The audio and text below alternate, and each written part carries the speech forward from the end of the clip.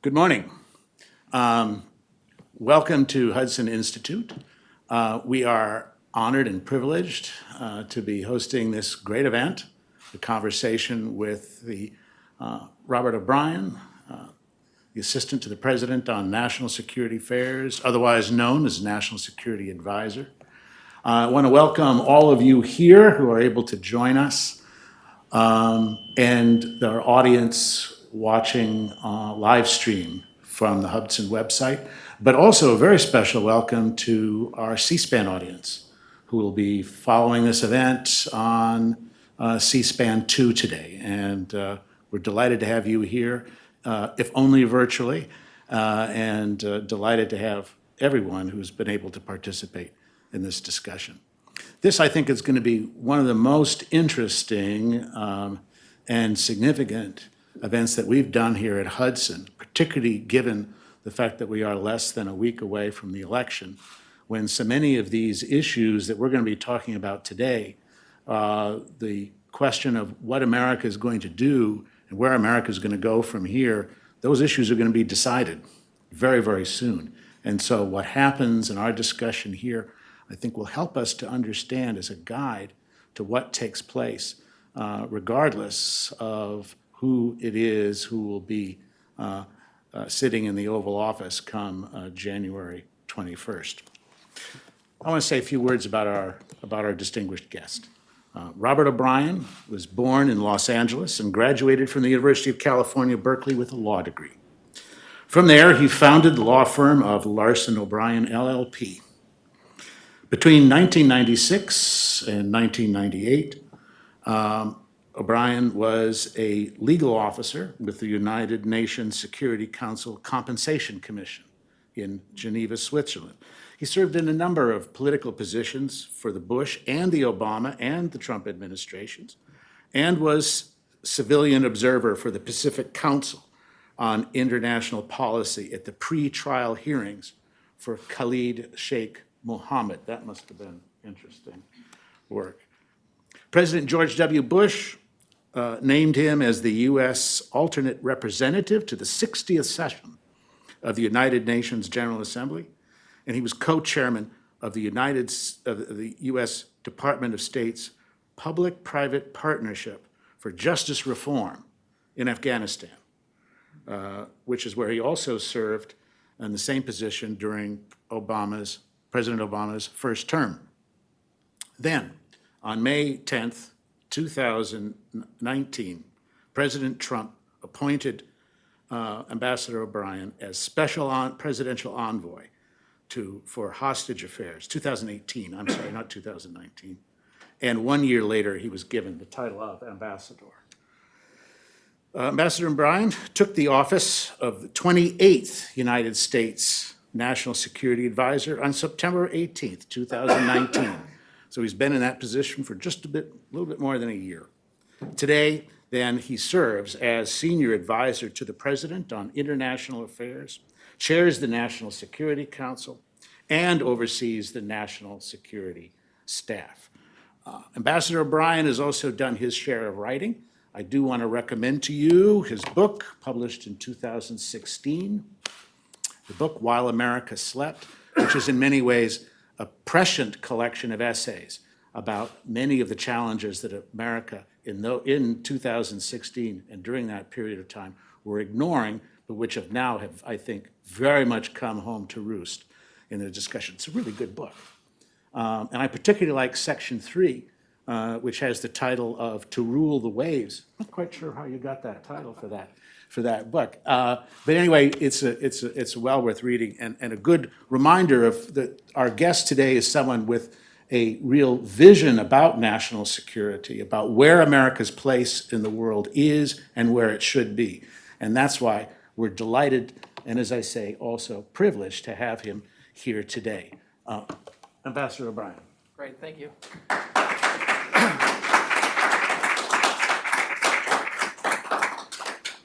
So it's a pleasure to be with you. I think we're socially distanced enough. I'll take this mask off. I'm not sure. Sometimes I think I cough because the mask is on. I was one of the early adopters of wearing the mask. Unfortunately, I still came down with COVID this summer and was was fortunate to get through it.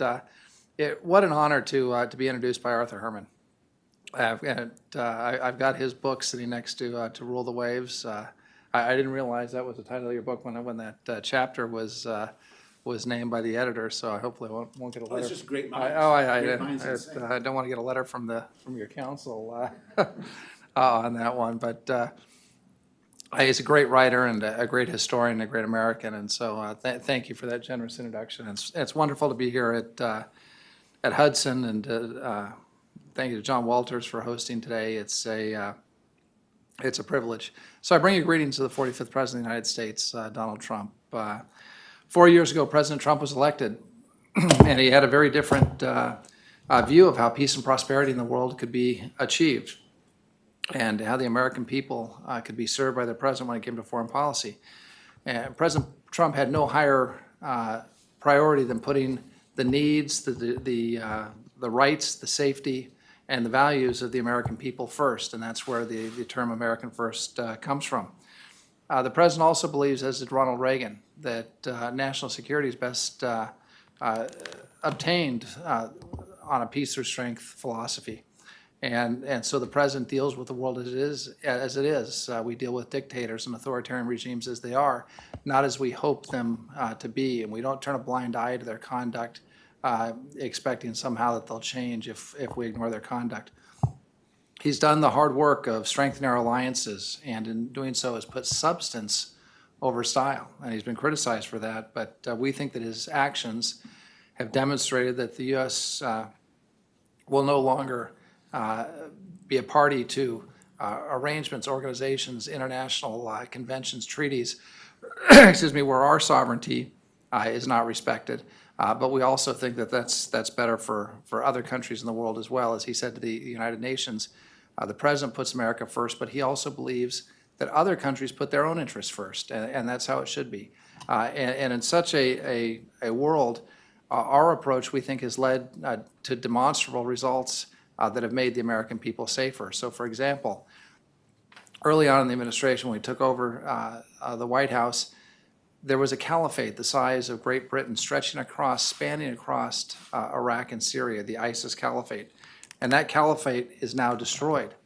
The leader of ISIS, Abu Bakr al-Baghdadi, the man who kept Kayla Mueller as a slave, the man who ultimately killed her, the man who killed Foley and Sotloff and Kasich, he was removed from the battlefield, and justice was brought to him almost a year ago today, I think a year ago this week.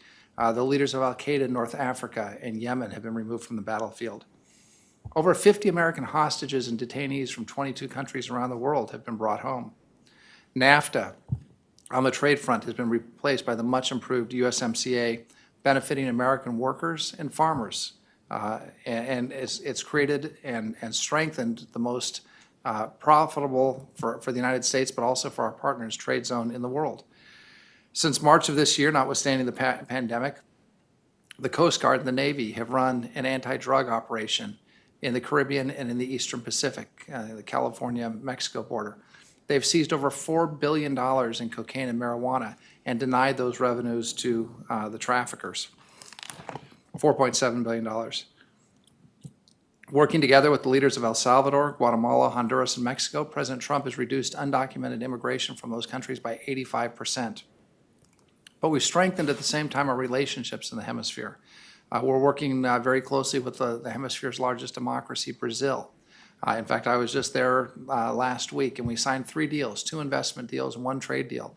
And those deals will be great for Brazil, and they'll be great for the United States and for our manufacturing base here. The president also confirmed major non-NATO ally status on Brazil in 2019. We've unlocked billions of dollars in loans to small and mid-sized enterprises and infrastructure projects in the Western Hemisphere. And under that initiative, which we call it Growth in the Americas, we're strengthening our neighbors and increasing our prosperity here at home, but also in our neighborhood. The president's maximum pressure campaign has brought Iran's economy to its knees, and he's cut off hundreds of, well over $150 billion in sanction relief that the Iranians were using not to help their own people, but to spread discord across and war across the Middle East, whether it was with Hezbollah or Hamas or the Assad regime or the Houthis or Kataib Hezbollah in Iraq. On the burden sharing front, the president encouraged our NATO allies to spend up to $400 billion in additional defense spending through 2024. That makes not only our European allies safer, but it makes the entire West safer. It makes the world safer. And that pledge of increased defense spending was also accompanied by burden sharing in other places. Today, we're down to 4,500 troops in Afghanistan. There are 6,100 coalition troops, most of them from NATO, that are in Afghanistan. So for the first time in the Afghan conflict, we have more of our partners bearing the burden of the work in Afghanistan than the United States, and the same thing is happening in Iraq. And after years of defense sequestration that was decimating our armed forces under the Obama-Biden administration, we had gotten to the point where we had the smallest army military since 1940.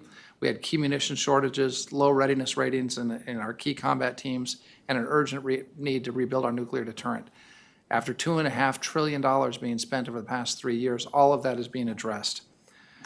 The progress is impressive. Munitions are being restocked and the readiness of our troops increased. We elevated U.S. Cyber Command, created the Joint Artificial Intelligence Center, and established the U.S. Space Command and the Space Force.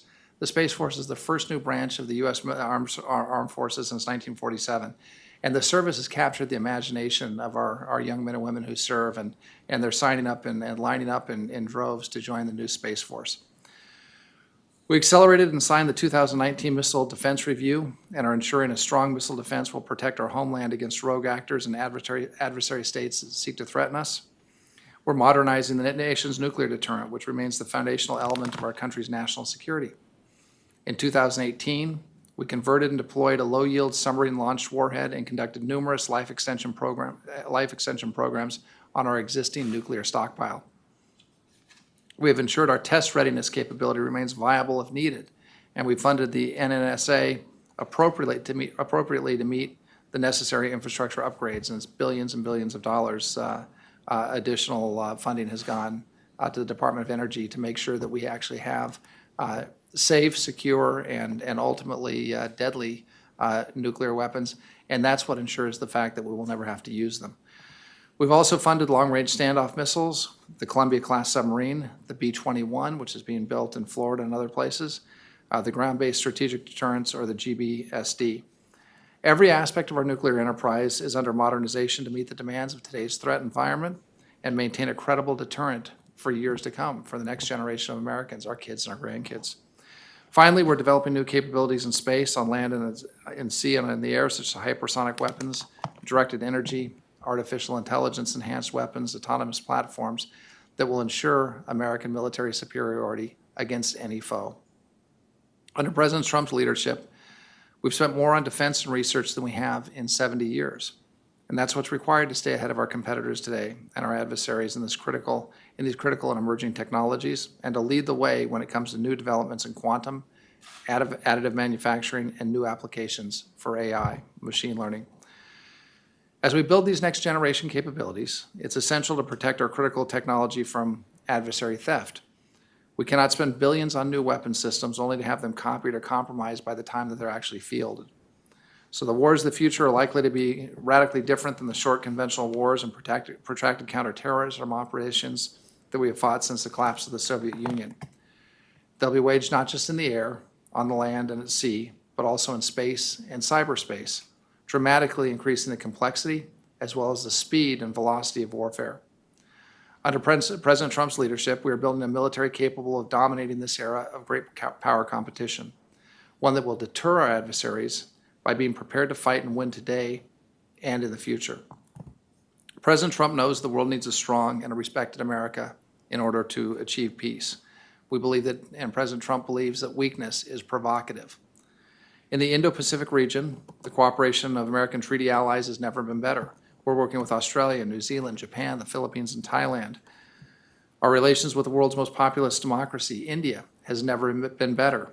We're working together on issues to counterterrorism, to maritime security, to rare earth mineral supply chains, to freedom of navigation in the South China Sea, the East China Sea, and the Taiwan Strait. In Afghanistan, we signed a peace agreement in February with the Taliban after 19 years of war. And with the start of inter-Afghan negotiations last month, We hope and expect that the Afghan people are on a path towards lasting peace. This will not be an easy walk for the Afghans, but it's a necessary one, and we'll be there to support them both in the negotiations and afterwards. President Trump is committed to American troops, that he'd like them to come home as soon as conditions permit. He's even tweeted recently, like many other past presidents in times of war, they'd like them home by Christmas.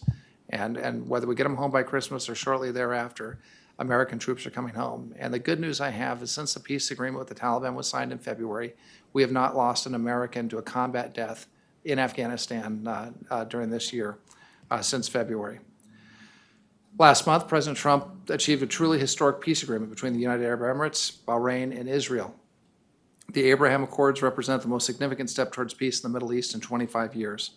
I was fortunate to be on that first flight from Ben Gurion Airport in Tel Aviv to the Abu Dhabi International Airport. And it was a moving and emotional experience, especially for our Israeli colleagues. As we passed into Saudi airspace and the captain on the plane announced it, that this was the first time that an Israeli plane had been invited over Saudi Arabia, that it was on its way. And when we got to Abu Dhabi, the Emiratis literally laid out the red carpet. For us, it was in some ways almost like being at a family reunion, that cousins who hadn't been speaking together and hadn't seen each other for many, many years came together. And most recently, Sudan and Israel agreed to make peace and in fact ended a hot war. There was still a state of war between Sudan and Israel. And so we now have had, in just over a month or a month and a half, we've had 3 countries normalize their relations and make peace with Israel. This is a dream that many of us in the foreign policy world thought might never happen. And as the president stated recently, there are more countries to come. Because nations in the Middle East are embracing a better future based on shared interest and shared values. And this development was spurred by President Trump's leadership. He did something that was unusual for politicians.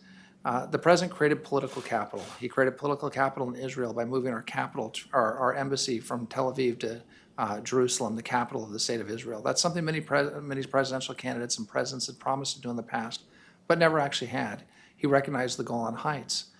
He pulled us out of the disastrous JCPOA and gave us a lot of credibility with our Gulf allies. And then rather than sitting around and looking at his capital, his political capital, and maintaining it and protecting it, he actually used it in negotiations. And it was through that process that he was able to bring these parties together and achieve a historic peace.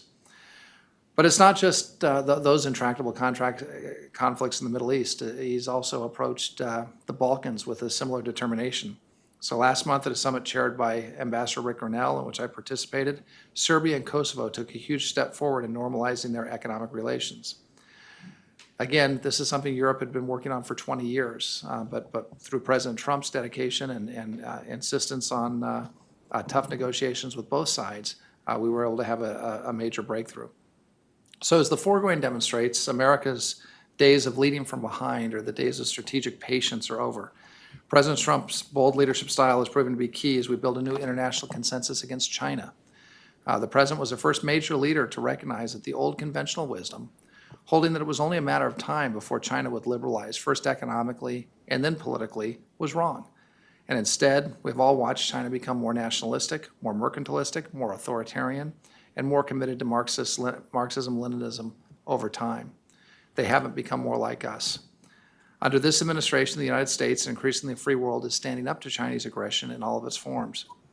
President Trump refused to accept the status quo on the trade relationship with the PRC.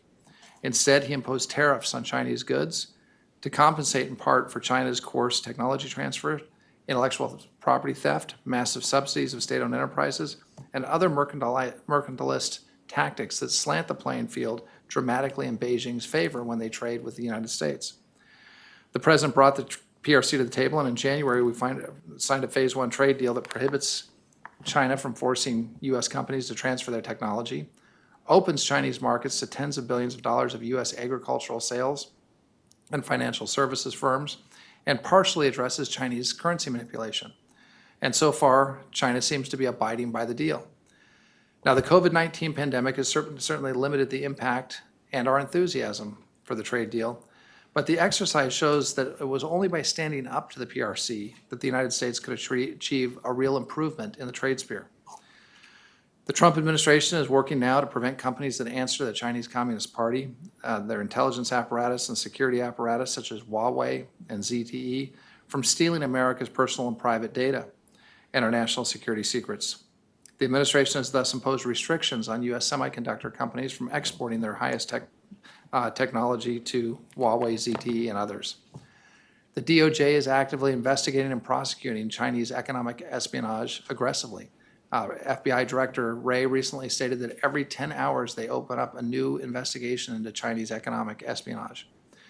The administration has limited the People's Liberation Army's ability to use student visa programs to misappropriate our technology, our intellectual property, and our weapons-related information. For a time, we believe that there were more Chinese military officers, People's Liberation Army officers, in America studying for advanced degrees in the STEM area than American military officers.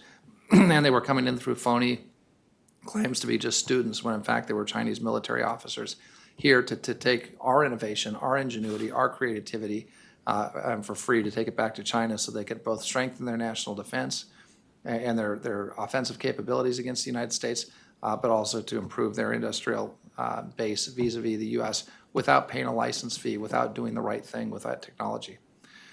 The President strengthened our authority to restrict foreign investment that threatened U.S. national security and has tightened export controls overall. He's placed restrictions on Chinese government entities and companies that are complicit in the human rights violations and abuses, especially in Hong Kong and Xinjiang. Our democratic partners are now starting to take similar action against China. Sweden removed China's Confucius Institutes from its universities. The UK, the Czech Republic, Denmark, Estonia, the Slovak Republic, Bulgaria, Kosovo, North Macedonia, Slovenia, Taiwan, Lithuania, Latvia, Poland, Romania, and Sweden have all committed to using trusted providers for their new 5G networks. Carriers such as Jio in India, Telestra in Australia, SK and KT in Korea, NTT in Japan, and others have also prohibited the use of Huawei equipment in their networks. Australia has exposed covert and corrupt CCP influence and interference in its political system, and has called for an independent investigation into the origins of the China virus. Australia is now spending over 2% of its GDP on national defense, including purchasing the most advanced U.S. weapon systems, the P-8 Naval Patrol jet, the F-18 Growler, electronic warfare platform, and F-35 fighter jets. Japan itself is spending more money in defense, but it's also incentivizing its manufacturing companies to return to Japan from China or to nearshore to other countries where their supply chain will be more secure. Both of these steps will help deter Chinese aggression in the area.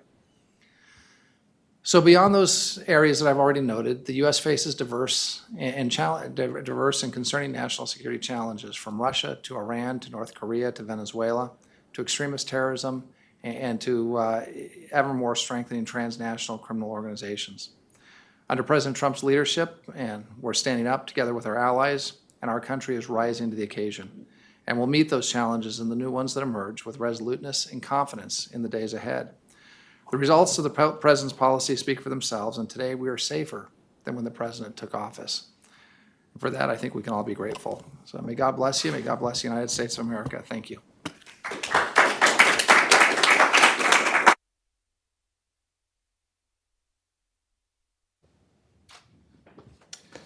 Thank you, Mr. Ambassador. Thanks, Arthur. Nice tour d'horizon, look over where America is and where it was in terms of national security, but also in terms of its relative military strength. I was thinking about this, that the last presidential debate, which was supposed to be about foreign policy and national security, and I think basically it cleared like 10 minutes to talk about both. And I know that it must have been frustrating for the president and for his team because here was a chance to really tout a lot of the successes that you've just outlined for us in the talk here. And yet at the same time, I also thought that maybe it was a measure of your success, that there weren't these big, outstanding problems and issues in foreign policy or in national security and defense posture that the media was able to focus on or that the Biden campaign could really harp on. And I think if you were to ask Americans now, do you feel safer than you did 4 years ago? I think the answer would be overwhelmingly yes right now. You know, the issue of Islamic terrorist threat seems more theoretical. You know, the fear about car bombs or about random shootings has really diminished a great deal. Worries about, you know, who's going to be the next person to be kidnapped by ISIS, American hostages in the hands of Islamic terrorists. All these kinds of things seem to have faded from our minds and just don't occur to us on a day-to-day basis. And I think a lot of it has to do with the way in which the Trump administration has really handled its policy in the Middle East. You talked about some of those key aspects of it: defeat of ISIS, isolation of Iran really becoming a pariah state, and the end of a very dangerous, in my opinion, very dangerous nuclear deal that had been worked out by the previous administration. But one of the most significant one has to be the way in which the U.S. and Israel have really formed a new level of partnership, with the opening of the Capitol in Jerusalem, very much President Trump's initiative, but also the normalization of relations with key Arab states. Now, the question, of course, that's in my mind and the mind of a lot of our audience is, let's see, we've got United Emirates, we've got Bahrain, we've got Sudan. Who's next? You know, who's next on the list? Maybe you can't give us any indication of that, but I think that it would be really great to give the audience a real understanding, which the media has not done, of just how important these normalization relations are for the future of peace in the Middle East. No, so that's a great question, Arthur. And again, thank you for having me and sitting down and asking these questions. I think on your first point about foreign policy not coming up in the debates, it's too bad because the president has done just terrific things. The closest analog in my lifetime is Ronald Reagan. So Ronald Reagan took a peace through strength approach to national security. He rebuilt our military.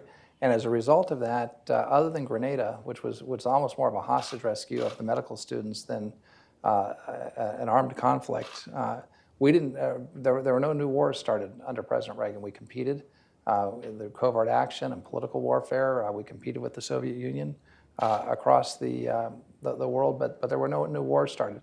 And I think that was because of the peace through strength posture. President Trump is the first president since Ronald Reagan to have not initiated a war or a military conflict in the world. It's a pretty amazing record. Not only that, we're ending wars. We're ending the American involvement in Iraq. We're ending the American involvement in Afghanistan. It doesn't take place overnight, but if you look at Afghanistan, where we had 15,000 troops, we're now down to 4,500 troops. We have more allied participation in the efforts there, and we're on a pathway to get our soldiers, sailors, airmen, and Marines home after the tremendous sacrifices of blood and treasure that the country has made over the past 19 years. So you've got a terrific demonstration of the fact that the peace through strength works. We're rebuilding the military. We're deterring our adversaries. We're able to bring folks home. And that ties into what's happening in the Middle East. To go to the last part of your question, there's a sea change that's occurring. Our allies realize that we're going to stand behind them. So our allies in Saudi Arabia, our allies in Israel, our allies in the UAE, our allies in Bahrain, other nations in the region realize that because America will stand behind them, and because President Trump will enforce his red lines if necessary, as he did with Syria and as the prior administration did not, that allows space for them to engage in peace negotiations with Israel. Right. What's really amazing is that I think this is going to be a warm peace. It's not going to be a cold peace as we had with Israel and Egypt or Israel and Jordan in the past, where they were border states. There wasn't a lot of interaction, not a lot of tourism, not a lot of economic interaction. We're already seeing a dramatic increase in tourism between the UAE and Israel, between Bahrain and Israel. We're seeing economic opportunities that are really staggering. Israel is kind of the startup nation. It's a high-tech center that rivals Silicon Valley. The UAE has tremendous banking and finance and tremendous sovereign wealth. Marrying up Israeli tech and entrepreneurship with the financial center in Dubai and Abu Dhabi is going to be something that creates huge opportunities for young people in the Middle East, young Israelis, young Arabs. And I think as that develops, other countries are going to see it and want to become part of what's happening. And it's It's a blossoming, again, of what we're calling a very warm peace, and so far it's going well. But it didn't come from nowhere. It wasn't Deus ex machina. It was this was something that was fostered and created by President Trump taking a different approach to peace in the Middle East. So in other words, the old conventional wisdom was that you had to solve the Palestinian problem first, and you couldn't have peace between Israel and its neighbors until you solved the Palestinian problem. Well, the Palestinians, who, I can't remember the U.S. diplomat who said this, sometimes never miss an opportunity to miss an opportunity. We put out a great opening peace gambit for the Palestinians and the Israelis, and the Palestinians ignored it. Once they ignored that peace gambit, other Arab countries kind of looked at it and said, this is a good deal. The Palestinians should come to the table. They should at least negotiate on it, maybe get a better deal, which I think is possible. But if they're not going to come to the table, we're not going to continue to stunt our own growth. We're not going to continue to deny our young people opportunities in business and commerce and tourism and all the things that are available to them. We're going to make peace with Israel. And so the president laid the foundations. Getting out of the JCPOA and standing up to Iran was a big part of that.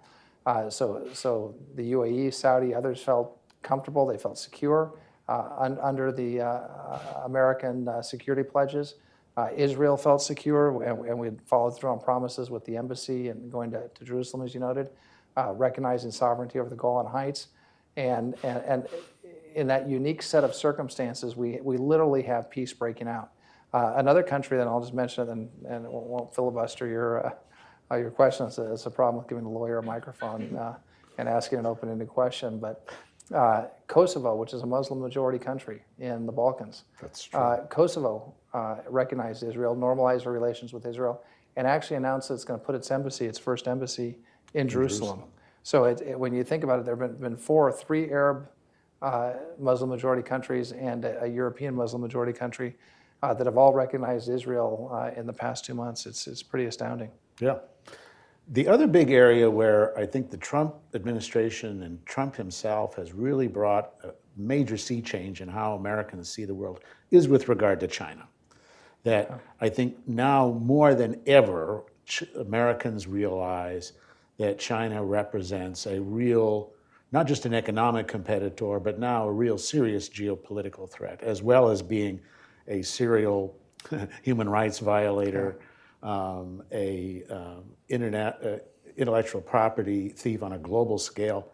Not to mention their responsibility for covering up and spreading disinformation about the COVID outbreak. Yeah. All of these things, I think, add up to a change with regard to China and the need for a new approach to China in dealing with and confronting that competition with it. One of those areas that I've been writing about a great deal has been in the high-tech sector and in the struggle between the U.S. and its allies in China over 5G advanced wireless technology.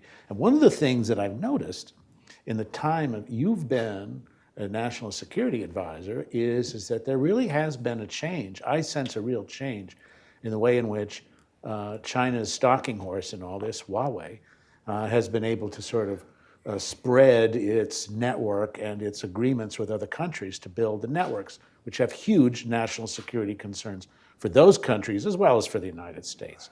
And what I'm sensing is that in the struggle over 5G, that maybe we've turned the tide here a bit, and that we're going to see much more of a consolidation of resistance against China's effort to dominate really the future of the digital age.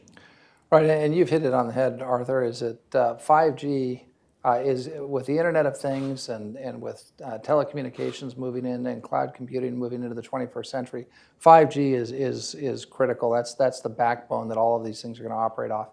If the Chinese control the 5G networks around the world in the major countries, West, East, the major democracies, they will have access to every bit of personal data, every text, every medical record, every financial transaction, every email, every interaction that you have with your home, whether it's your dishwasher, your refrigerator, or your power system, your security system at your home.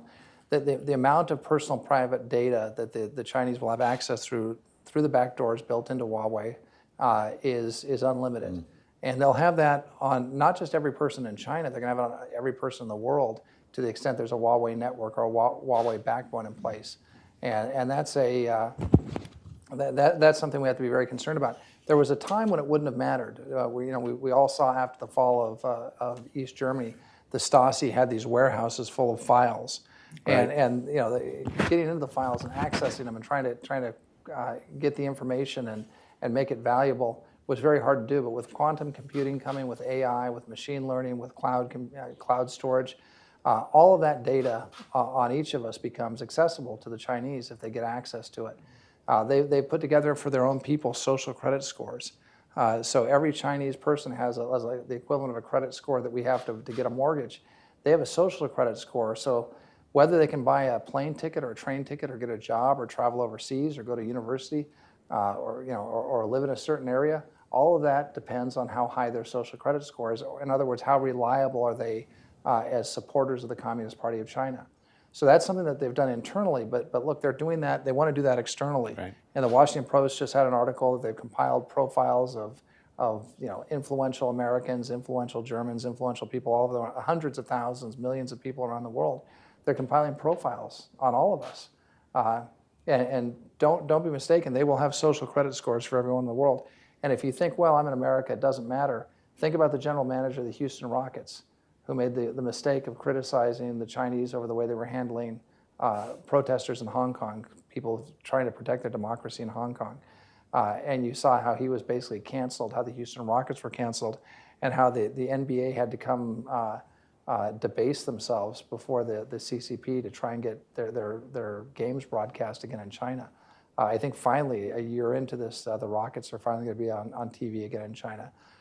So it's a real problem. I felt like for the past year I've been an unpaid spokesman for Nokia and Ericsson, and not even U.S. companies, but what we've pushed folks to do is countries around the world, and we're seeing that they're coming our way, and I think you're 100% right, Arthur. They've realized the threat not only to their national security but to the personal private data of their citizens as posed by China and Huawei, which reports to the CCP directly.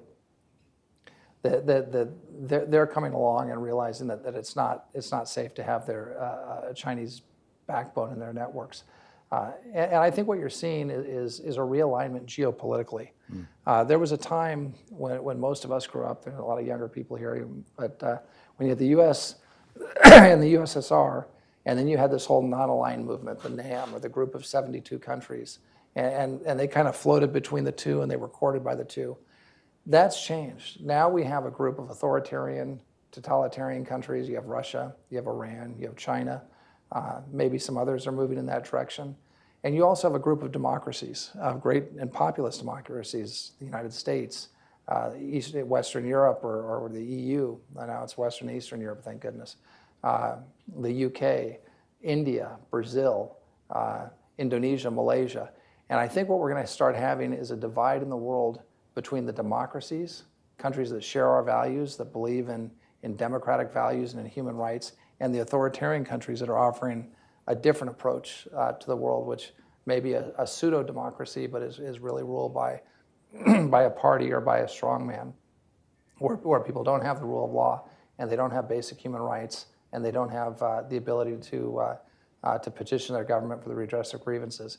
And so I think you're going to see a new grouping of democracies led by countries like Brazil and India and the United States and others, and then a grouping of authoritarian countries. And I think that you're going to also see some of that divide with respect to who picks Huawei and who doesn't. Right. And of course, the other point is about, with regard to China and all that data that would flow through 5G, is that all that data, no matter how innocuous it may seem to us, like TikTok data, it's all grist for the artificial intelligence and machine learning mills run by Chinese military and intelligence services and others.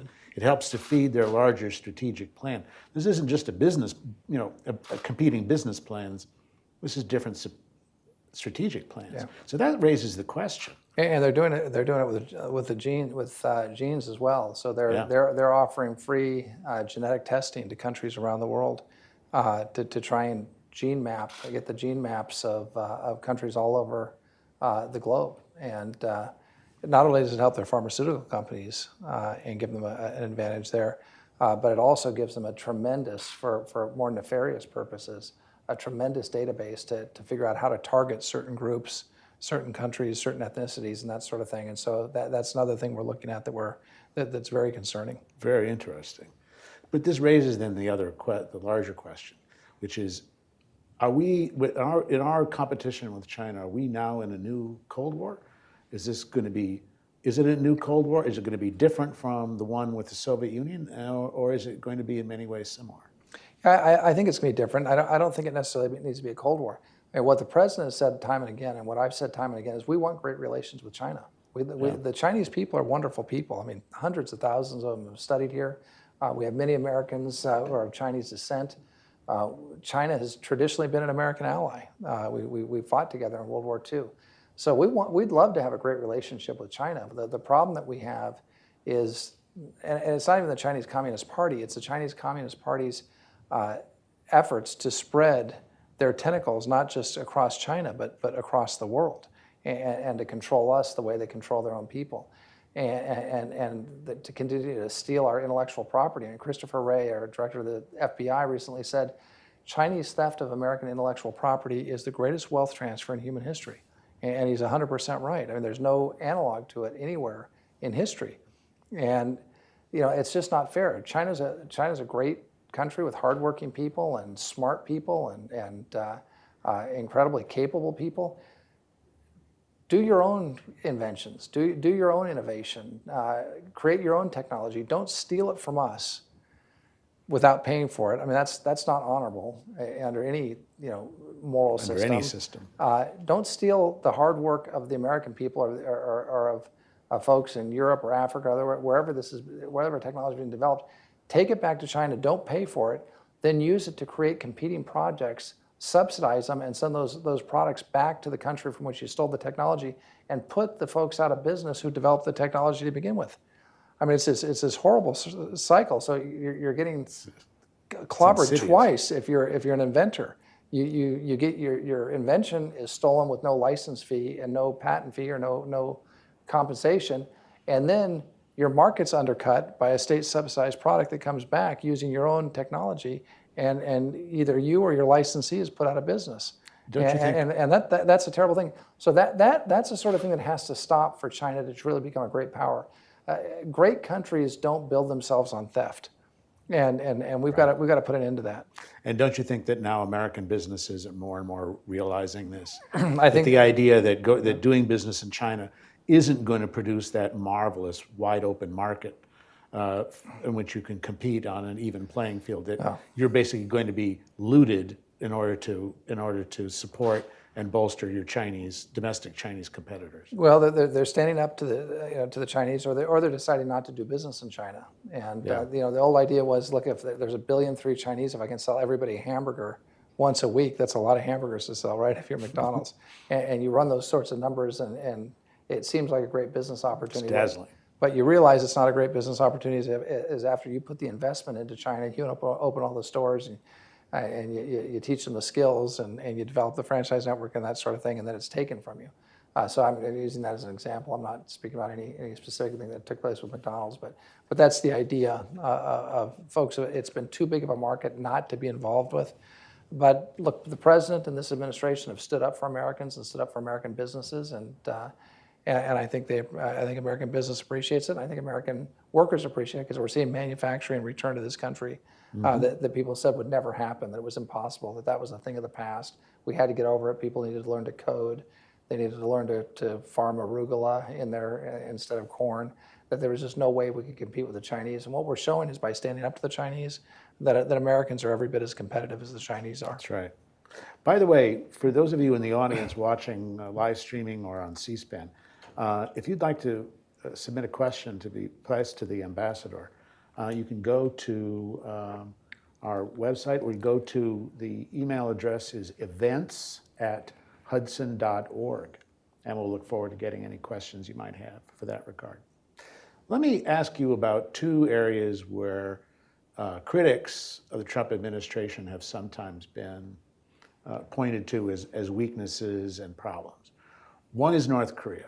There was a lot of expectation after President Trump's personal visit and meeting with Kim Jong-un that maybe we were going to see some real breakthroughs. There were a lot of pledges made by Kim about denuclearizing or at least starting the process with it.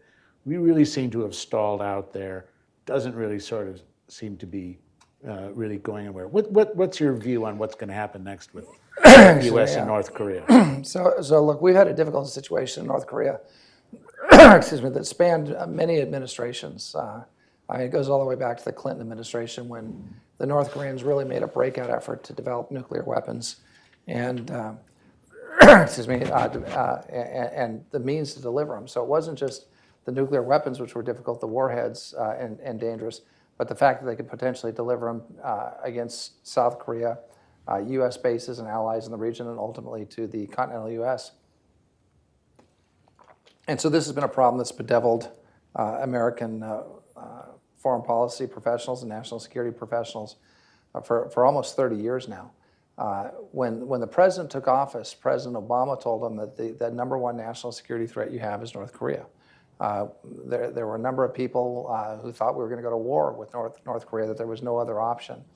And the president did two things. Number one, he put on a maximum pressure campaign. So as much as we talked about sanctioning North Korea in the past, and there were some sanctions put on North Korea in the prior administrations, both Democrat and Republican, maximum pressure had not been put on North Korea. So the president put into place a maximum pressure sanctions regime, rallied our allies, and even encouraged China to respect the sanctions regime, and that put tremendous pressure on North Korea. The other thing he did is he put American military assets in the region, and again, it was a peace or strength approach to deterring North Korea, showing that we have aircraft carriers operating in the Yellow Sea. If you take action against the United States or our allies, South Korea, Japan, we have the means to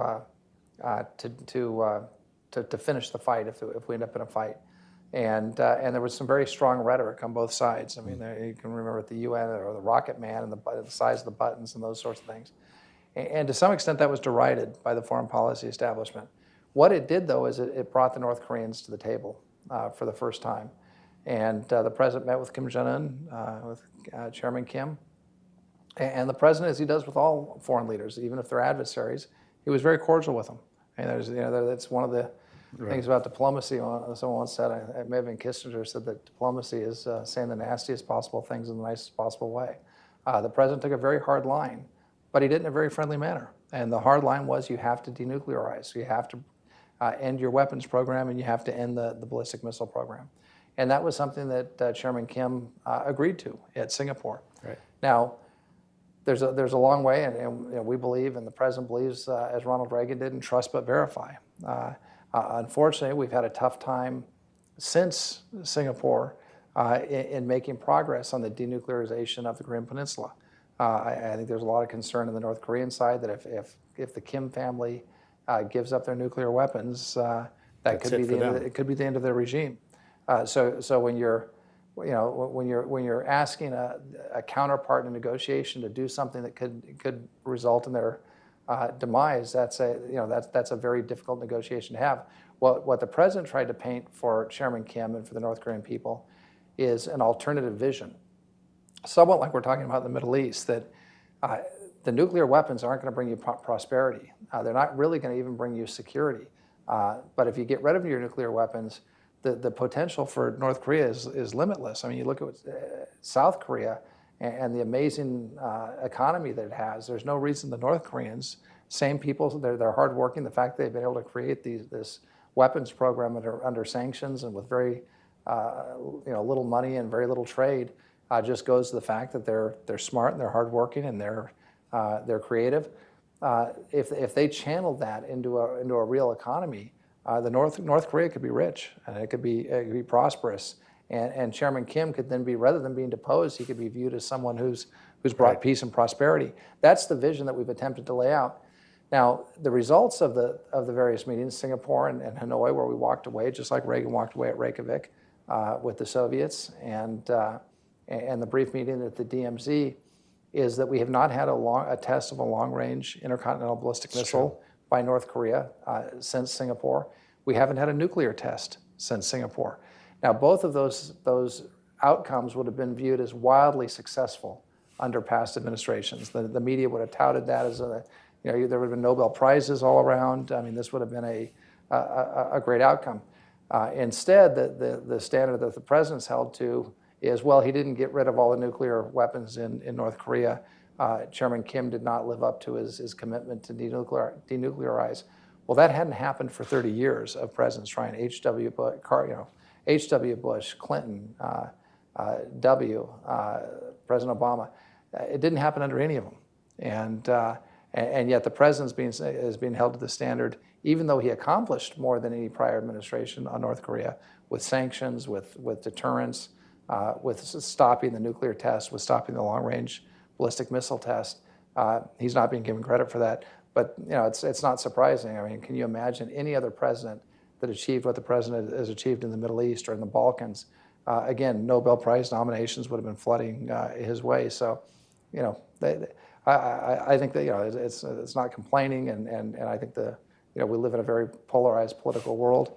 But I think when historians, when the next generation of Arthur Hermans are writing about this administration, they're going to take a look at some of these accomplishments with a more distanced view of them and say, this was a very incredible time in American foreign policy. Yeah, with a wider lens and with a more objective lens. I believe my colleague, Rebecca Heinrichs, has a question.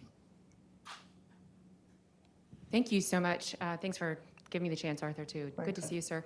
Can you talk about the importance of President Trump's decision to pull out of the INF Treaty and how we are now exploiting that to produce these kinds of weapon systems in the Indo-Pacific theater to deter China? That's my first question. And the second one, where are we now with the Russians on New START?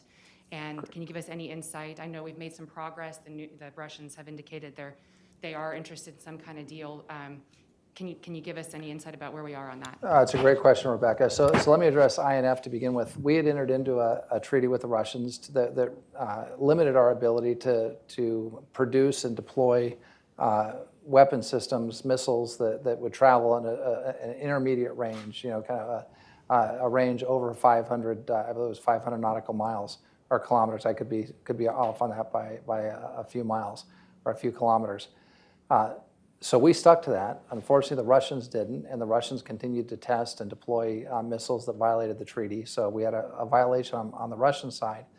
But the Chinese used the fact that we weren't building these missiles to build literally thousands of missiles in China aimed at our allies, aimed at our ships in the Indo-Pacific region, to create what they call an A2AD, an access area denial anti-access strategy.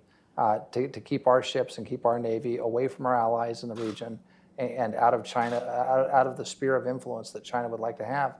But they did that, Rebecca, as you know, taking advantage of the fact that we were constrained by a treaty with Russia, that China was not constrained by. China was not a party to that treaty.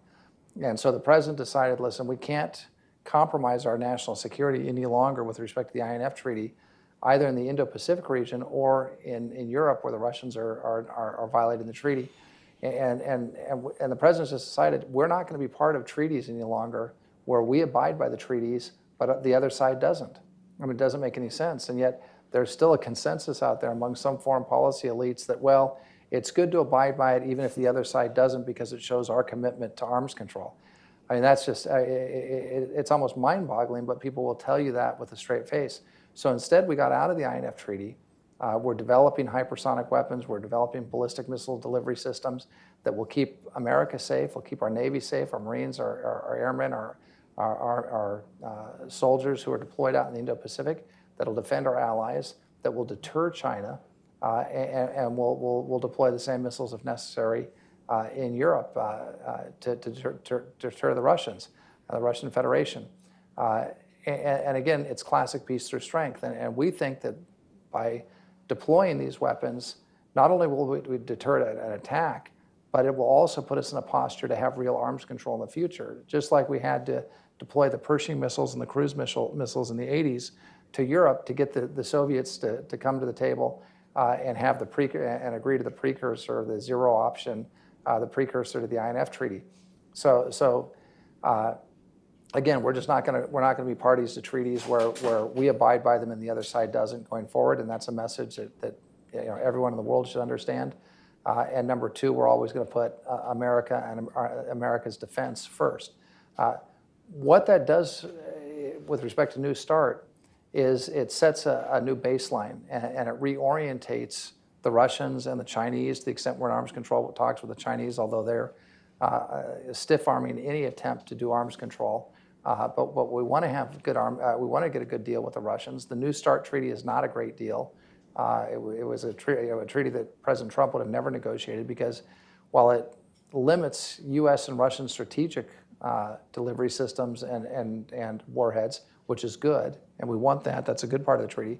There's no limit to other missile systems or warheads, and the Russians maintain, a massive advantage in nuclear warheads over the U.S. Outside of the strategic category. And look, if you're in Paris and you get blown up by a warhead, a nuclear warhead, you're not going to say, you know what, I'm glad that was just a tactical nuke that took out our city, as opposed to a strategic nuke. I feel much better about that nuclear blast that just took off. Thank God for that INF treaty. Yes. Yeah. So what we're attempting to do now is to show resolve. We've made an offer to the Russians, and I think there's been progress on this front. I went to Geneva and met with my counterpart, General Patrushev. I had a very business-like meeting with them, and we suggested that we renew or extend New START for a year. And at the same time, both parties, Russia and the United States, agree to cap their weapons production during that year and see if that gives us time to negotiate a new, really terrific long-term arms control deal with the Russians. So I think we're getting close. I think we're gonna need to work on a verification procedure for that year time frame. But if we can get through the verification issues, I think we're going to be able to get to a deal, and we'll have to see how serious the Russians are about arms control. We think it's in their interest. We think it's in our interest, and we'd like to get a great deal. So we'll see how that plays out over the next couple of days and weeks. We only got a couple minutes left. Should we talk for a couple minutes about Africa? We have an online question. I've got to have an online question, which is about the spread of Islamic extremism in various places in West Africa, particularly Nigeria, via ISIS and Al-Qaeda. But Africa also figures into that geopolitical competition with China, doesn't it? Because China's been working and I've written about this, has been working to establish a kind of neo-colonial regime in African countries in order to extract resources and extract wealth from those countries. Where is the Trump administration? Where are you now with building that strong U.S.-Africa relationship going forward, both for dealing with the Islamic terrorist issue, but also for counterbalancing what China's been doing and trying to get done? So we're spending a lot of time in Africa. Look, I think Africa, I'm very bullish on Africa. I think Africa, it's got a massive population. It's got a very young population. So you're going to have tremendous energy coming from Africa. You've got a lot of entrepreneurs in Africa, just across the whole continent. And so I think it's going to be an exciting place to do business. And I think it's going to, in many ways, Africa is going to be the future, just based on the age and the youth of the population there. It's but we're taking a different approach than the Chinese. We're encouraging American businesses to be in Africa. We're investing in Africa. We're guaranteeing loans to the Exim Bank. The Development Finance Corp, headed by Adam Bowler, has been very active in Africa. I had the privilege of announcing just recently a new pandemic response program. We're going to build a center of excellence in Cape Town, South Africa, to respond to global pandemics. We're going to put some of the money that we were otherwise spending on programs that were inefficient, we're going to redirect that money to Africa, hundreds of millions of dollars. And then we're pairing this center that we're going to build with historically black colleges and universities with their med schools. So I think there are 6 historically black colleges and universities that have med schools, and we're going to pair those med schools with the center in South Africa. Interesting. And take U.S. expertise from these great universities, give their students opportunities and their residents and their doctors and scientists opportunities to work abroad. And I think we're going to have a tremendous impact in Africa. We've spent $10 billion PEPFAR, on anti-AIDS, antiretroviral drugs and AIDS treatments in Africa. We have laboratories all over Africa. So we've done great things there. We have wonderful friends in Africa, but we don't get the same publicity that the Chinese do when they go in and buy a port or when they go over and take over an enterprise in Africa. So we're working through the private sector. We're working through, we're trying to develop more trade and investment. And we think there's just a really strong future in Africa. But we're going to compete with the Chinese differently. We're going to use the best of the American private sector to be there. Now, I spent some time in Niger and Burkina Faso and Mali as the hostage envoy just before taking this job. I spent about a week and a half in the Sahel. We have an American hostage who's held there, Jeffrey Woodkey, and there are other hostages, other Western hostages that are being held in Mali by an offshoot of Al-Qaeda. We're working very closely with the French. It's a great example of burden sharing. The French have about 5,000 troops in the Sahel. We have about 900 troops supporting them with some unique, exquisite intelligence capabilities that we have. So we're working hand in glove with the French. They're fighting hard. In fact, they rescued a South Korean, an American, and 2 French hostages about a year and a half ago, and 2 French Marines were killed. They saved the hostages' lives, but 2 French Marines were sadly killed in that raid. And I was able to go meet with their unit and thank them on behalf of the president and the American people for saving our hostage, in addition to the other nationalities that they recovered. But we're working hard there to thwart JNIM, the Al-Qaeda affiliate. There's an ISIS element. ISIS is the greater Sahel, which is in that region. But it's going to be a tough fight. Ultimately, look, the Africans are going to have to fight this fight themselves. And we're going to be there to support them and to help them. But you also have Islamic terrorism and extremism going all down the coast of East Africa. And in Tanzania, we're seeing an outbreak of ISIS activity in northern Mozambique. And so we're going to have to come together with our African partners and friends and our allies. But again, this is an area of burden sharing where we think our European allies can come to the fight in a big way, and we can support them. It can't just be a U.S. response. It's going to have to be an African, European, and response supported by the U.S. But again, I think overall we're bullish on Africa, and we're doing a lot. We're spending a lot of money there, but we think we're doing it in the right way. Unlike the Chinese, who are coming in and seeking to dominate countries, selling them things they don't need, socking them with enormous debt. Well, and some of that debt is they bribe corrupt leaders. That money then goes to Europe, or it goes to a Swiss bank account. It's never seen by the people in that country. Right. The Chinese then build a boondoggle, a sports stadium, using Chinese workers, no local workers, not improving the skill set of the indigenous people of that particular country. And it's built by a Chinese state-owned enterprise. So the money really never leaves China. It's the money stays in China to pay a Chinese state-owned enterprise, to pay Chinese workers. And then the country is saddled with oftentimes a shoddy infrastructure project that starts falling apart, almost as soon as it's built. And they've got a huge debt with massive interest payments. And we've had several African countries come to us and say, listen, will you just please pay off our Chinese debt? We'll never do anything with them again in the future. And unfortunately, we can't do that. That's not the present style, and it's not, the American taxpayers can't bail these countries out because of the bad deals they did with China. But I think African leaders and African countries realize what's happened to them. And in some places, it's a state of colonialism. The Chinese take collateral for their loans. This isn't the old type of Western development where you give aid or you give grants. The Chinese collateralize their loans with mines, with railroads, with ports, and if you don't pay, they come in and collect. They take the collateral. Yeah. It's a nasty business. Yeah. Mr. Ambassador, our time is up. Thank you so much for a really hugely instructive and very, very interesting discussion. And thank you again. I hope you'll come again. I hope so. Wonderful to be with you. Thank you very much. And thank you to everyone here and to our audiences live streaming and also at C-SPAN. Thank you very much for attending.